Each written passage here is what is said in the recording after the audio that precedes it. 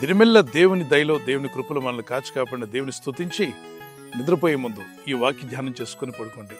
ఇర్మియా గ్రంథం 32వ అధ్యాయం 42వ వచనాన్ని ధ్యానం చేసుకుందాం. నేను వారిని గురించి చెప్పిన మేలంతటిని వారి మీదకి రప్పింపబోచున్నాను అని. నేను అంటే దేవుడైన ప్రభు చెప్పాడు. వారికి మేలు చేస్తాను అని చెప్పాడు. దేవుడు మీ పట్ల ఎన్నో మేలు చేస్తాను వాగ్దానం చేశాడు కదా బైబిల్లో.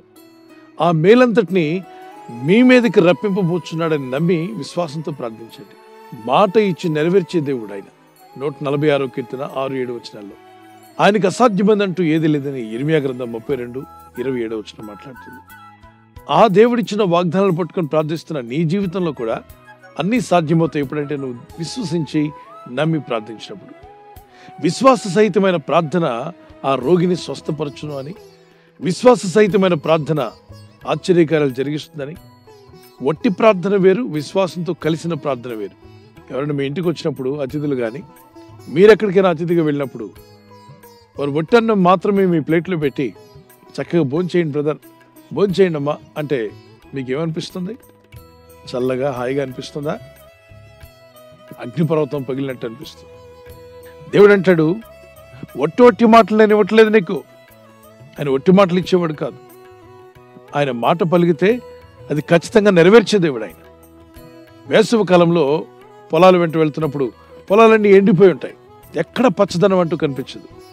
కానీ దేవుడు తన వర్షాన్ని పంపించినప్పుడు వర్షం వచ్చి అలా పడేలిపోట్ల ఎండిపోయిన ఆ ప్రాంతం అంతా పొలాలని పచ్చగా మొక్కలు మొలిసేలాగా ఎంతో సహకరిస్తున్నాయి. పచ్చగా నీ జీవితం చిగురించే రోజు రాబోతుంది. ఈ వాగ్దానాలు ఊరికే వచ్చి వెళ్ళిపోయేవి కావు. నీవు విశ్వాసంతో నమ్మి ప్రార్థించగలిగితే దేవుని వాక్యం అనే వాగ్దానాలు మీ ఎద్దుకు వస్తున్నాయి. వాటిని ఫలింపజేయడానికి ప్రభు సిద్ధంగా ఉన్నాడు. అయితే దేవుని వాక్యముతో నీ విశ్వాసం కలవాలి, మీ ప్రార్థనతో విశ్వాసం కలవాలి. విశ్వాసంతో నువ్వు చేసే ప్రార్థన ఫలిస్తుంది. విశ్వాసము ఎవరి పట్ల? దేవుని పట్ల విశ్వాసం. మత్తయి సువార్త 15:28లో ప్రభు అంటాడు, అమ్మా నీ విశ్వాసం గొప్పది, నువ్వు కోరినట్టే నీకు అవునుగాక అన్నాడు. మీ విశ్వాసం గొప్పది నా కుమారుడా, నీవు కోరినట్టే నీకు అవునుగాక అని ప్రభు పలికితే ఎగ్జాక్ట్గా ఆ కార్యాలు జరుగుతాయి. నువ్వు స్టూడెంట్ అయినా, పెద్దలైనా, తల్లులైనా, తండ్రులైనా, మధ్య వయస్సుకులైనా ఏ ప్రయత్నం చేస్తున్నావో నాకైతే తెలియదు, దేవునికి సమస్తం తెలుసు. ప్రభు నీవు నాకు చేస్తాన్న మేళ్ళన్నీ కూడా నా మీదకి రప్పించు నాయన, పంపుతానన్నావుగా తండ్రి అని ప్రార్థన చేయి. విశ్వాసంతో ప్రార్థిస్తుండగానే ప్రభు నీకు చేస్తానని చెప్పిన మేలు నీ కుటుంబం పట్ల, నీ జీవితం పట్ల అవి నెరవేర్చబడునుగాక.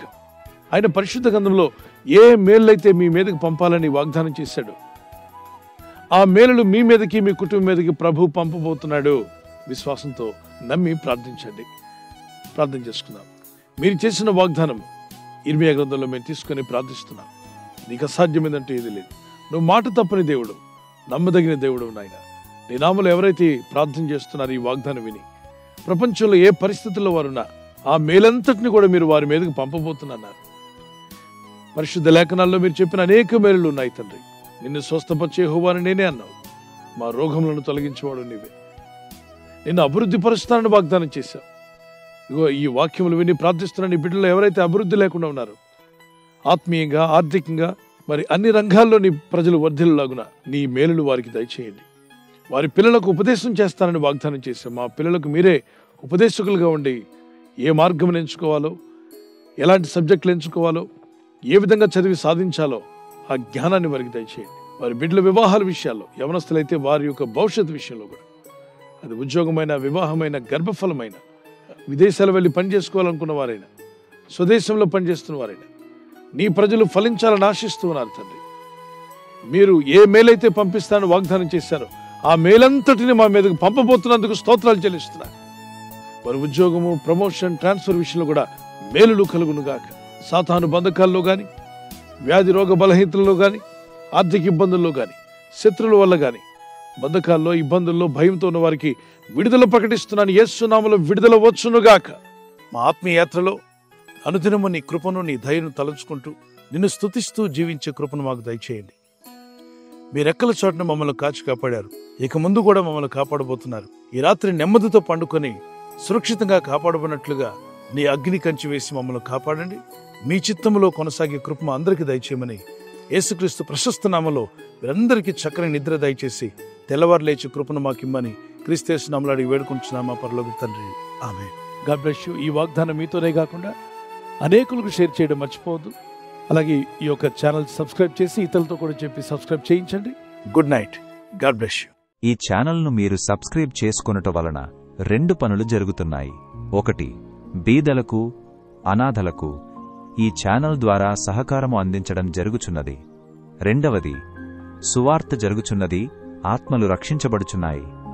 మనము సబ్స్క్రైబ్ చేసుకొనుట ద్వారా అందరికీ సహాయం చేస్తున్నవారమవుతున్నాము. ఖచ్చితంగా ఈ యూట్యూబ్ ఛానల్ను సబ్స్క్రైబ్ చేసుకుని బెల్ బటన్ను క్లిక్ చేయండి. మీకు వెంటనే మెసేజెస్ పంపబడతాయి.